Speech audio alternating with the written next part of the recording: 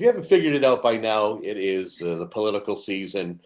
And what I've been trying to do over the past few weeks is just try to bring individuals who are going to be on your ballot prior to September or early September.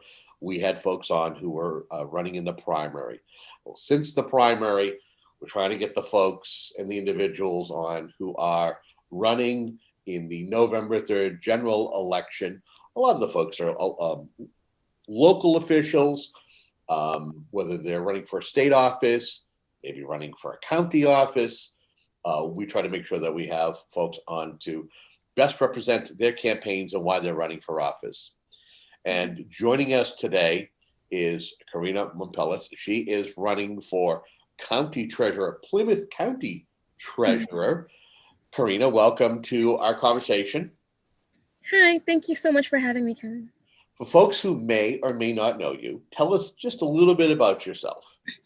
Well, my name is Carina Mompelas, and I am running for Plymouth County Treasurer.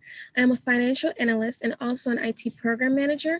I've lived in Brockton for 17 years. I ran for it to mayor last year, so I'm really involved when it comes to the Brockton community, and I try to get involved in other towns also through volunteering organizations. And over my years as a financial analyst, I've helped businesses grow their revenues, and I've also helped individuals increase their finances. So anything that has to do with budgeting in a productive way, I do. And I decided to run for county treasurer to restore ethics in an office that is lacking so much of it. I mean, I've read a lot of things throughout the years in the media, and I think that it's time that we start aiming for change.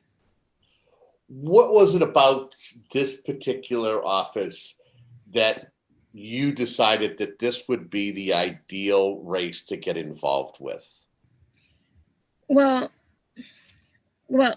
first, it is my main focus was to restore ethics and bring back accountability. I do believe that I do believe that we're entitled as the people to hold government officials accountable for their failures to their constituents. And I do feel like the current treasurer has failed his constituents in many ways. For instance, the $41 million scandal featured on the front page of the Boston Globe a few years back. They called it the pay-to-play scheme, and trust me, it was a pay-to-play scheme. Okay. Well, if you will, elaborate a little bit on this. So what exactly are you talking about? Well, a few years back, the current treasurer decided to start a class action lawsuit against certain companies taking financial interest in the retirement fund. And for that lawsuit, he hired his lawyer friends in New York, not Boston, New York, to represent us, Plymouth County, the client. At the end, this case didn't end up going to trial. It ended up in a settlement where the county, the client, ended up with $40,000. His lawyer friends ended up with 41 million. And I guess probably for compensation for picking him, he ended up with $100,000 from those same lawyer friends in his campaign account. And those are just the paper trails.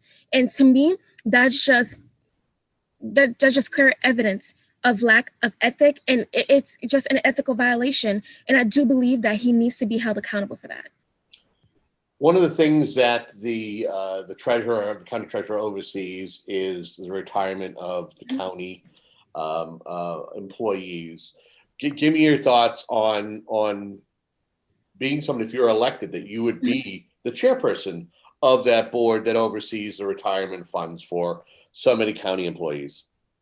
Yes, well, I think it's very vital. I think that role, the role that the treasurer plays in the retirement fund is very vital. I mean, a couple years ago, the accountant was caught stealing $16,000 from the retirement fund, and it was happening over a number of years. And I can guarantee you that as the treasurer, I would not only take accountability for that, because it is the treasurer's job to oversee the employees and the retirement, working on the retirement board. For that to have happened, and for him to not have been apologetic, but just he swept it under the rug, I don't think that was okay. And it just shows how much he prioritizes the lack of how he. I'm so sorry. I'm going over I'm thinking my words. But that just shows you that he does not prioritize his constituents and that he does not care about how we feel or letting us know what's going on in that office, because I think to me that's a big deal. So I do believe, and I do know I would do a better job of overseeing that the retirement fund and making sure that we're getting the right revenues and making sure that the budget is being handled in the right way for the retirement fund. What is your understanding as to how any of the monies that are put into the retirement fund, how they are performing and how they're diversified, especially during these tough financial times? Have you had a chance to look into any of that? So I've looked at it briefly. I've been more focused on the general aspect of the treasurer's job, but I do believe the money that's being put in. I do believe that we can bring in more money into the retirement fund. I do believe the disbursement of it. I didn't see a major problem with the disbursement, but I do believe that we can get more revenues into the retirement fund. Okay. Have you had a chance to talk to any of the residents in and around the 27 communities that make up Plymouth County to talk to them about the race? And have they expressed any particular concerns or issues to you? Yes, I have spoken to them. And to be honest with you, I'm being completely honest. I'm not going to pretend like they said, oh, this is a bad guy. They just didn't know who he was. I mean, this guy has been in office for 14 years, and a lot of people did not know that he was our treasurer. And to me, that is a problem. It's not about showing up on re-election year, but it's about being there for the whole 6 years that you're in office. It's about communicating. It's about being involved in the community, talking to your constituents, finding out, hearing from them, and finding out how you can better do your job. And I do feel that he has not been doing it, just based on the fact that a lot of people don't know him, and the people that do know him didn't have many positives to say. You had mentioned earlier running for mayor in Brockton. You look at this year, and I'm where I'm going is just talking about campaigning. You ran for office a year ago, and it was vastly different than this year, knowing that we have a pandemic. What has it been like campaigning for you as a candidate who actually has expanded your footprint running for office? What's it been like getting your word out? Honestly, it's been a little tough. It was a little different just because last year in the mayor's race, everything was normal. There are a lot of events that you could go to and interact with the public. And this year, it's been just so hard. So what I've been doing is just door knocking, talking to people when I do get the chance to, using social media as an outlet just to let people know about me and also to hear from other people. And I'm really hoping that people do go on Carina for Mayor on my Facebook page, or email me to find out anything that you want to find out. I'm pretty open, I'm pretty outgoing, and I don't try to hide anything. So I'm transparent, which is something that is lacking in county government. But I am transparent, and I do hope that people just reach out to me as in how often and whenever they want to find out whatever they need to find out, because I do want people to know everything that they need to know about who their treasurer is, well, maybe in the future. Okay. So I would ask you this, with COVID-19, one of the things that the county did is to seek out federal funding, the CARES Act funding, $90 million. And that $90 million didn't come easy and didn't come without controversy. What's your understanding of what took place and any concerns that you may have in regards to the county seeking out that $90 million and having a little bit of an issue with the state of Massachusetts? I will say that Plymouth County, the commissioner seeking the $90 million, I will applaud them on that, because it was used to help small businesses in the different towns that are going through a really tough time during this pandemic.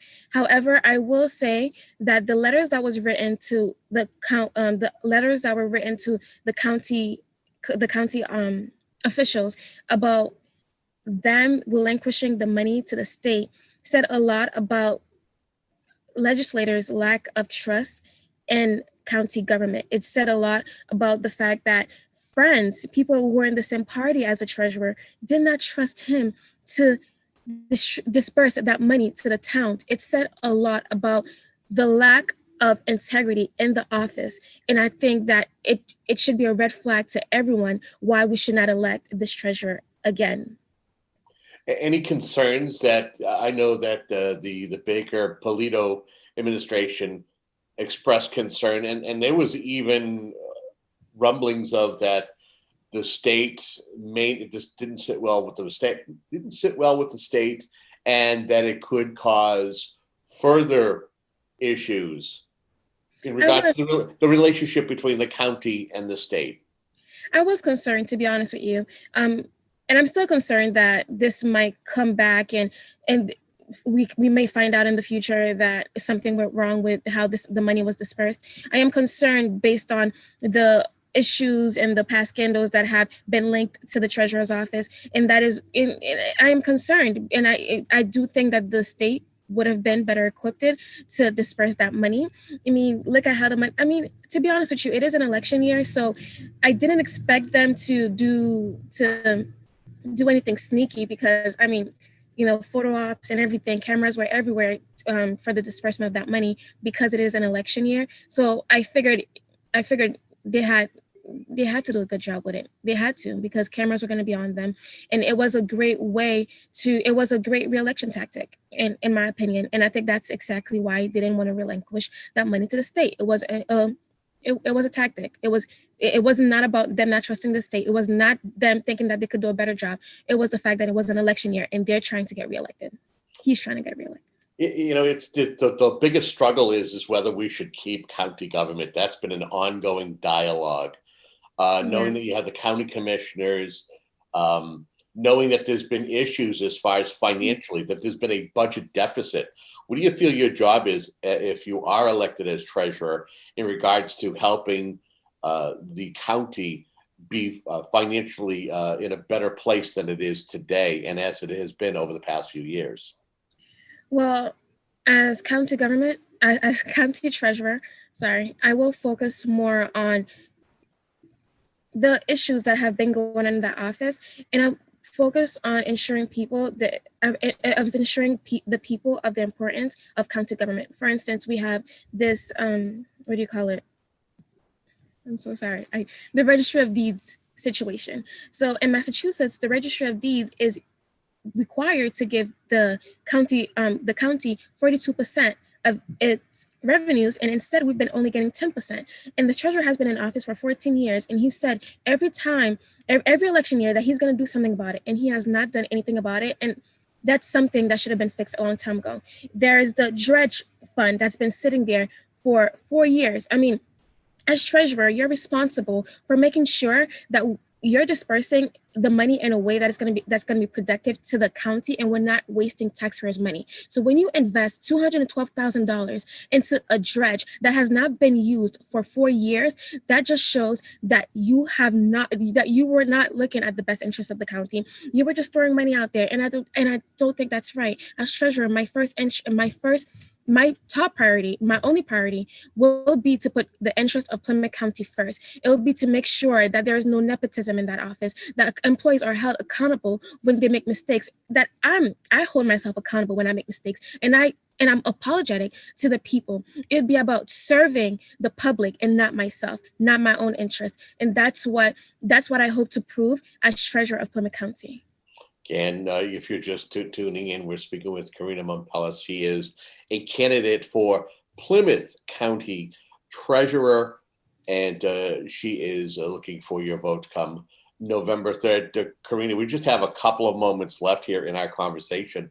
Is there anything that we haven't touched upon, but you want to make sure that you either talk about it or maybe reiterate anything that you've discussed?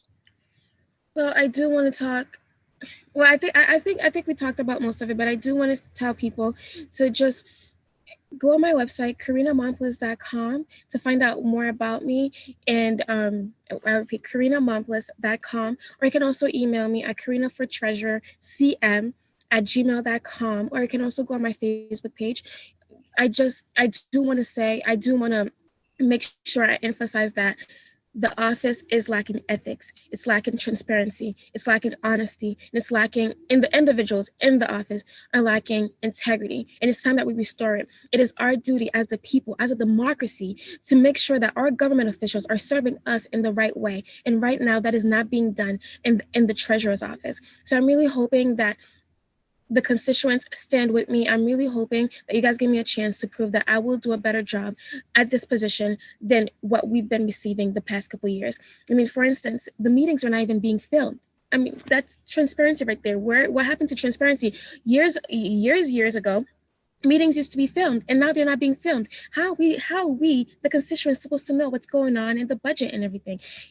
I mean, honestly, it's evident that they're lacking transparency. It's evident that they're not doing their job the right way, and it is highly evident that they're not serving you the way that they're supposed to be serving you. So I really hope that you do go on my website, Carina Mompelas and .com, and that you do decide to vote for me on November 3rd for Plymouth County Treasurer. Now, you mentioned the meetings. I'm taking that you're talking about the Plymouth County Commissioner meetings. Is that what you're talking about? Yes. Okay, because I know that it was. Which the treasurer sits on. He sits in. Yeah.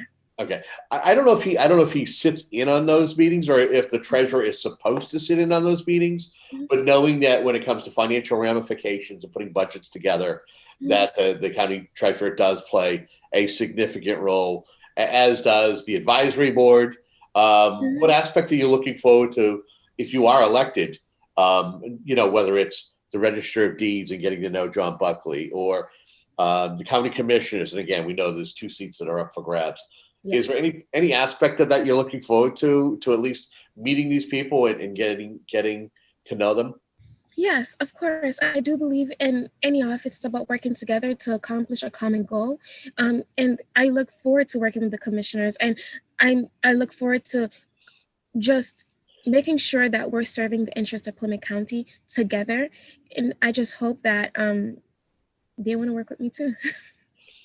And we've been speaking with Carina Mompelas. She is a candidate for Plymouth County Treasurer. Thank you so much for joining us. Thank you so much, Kevin, for having me.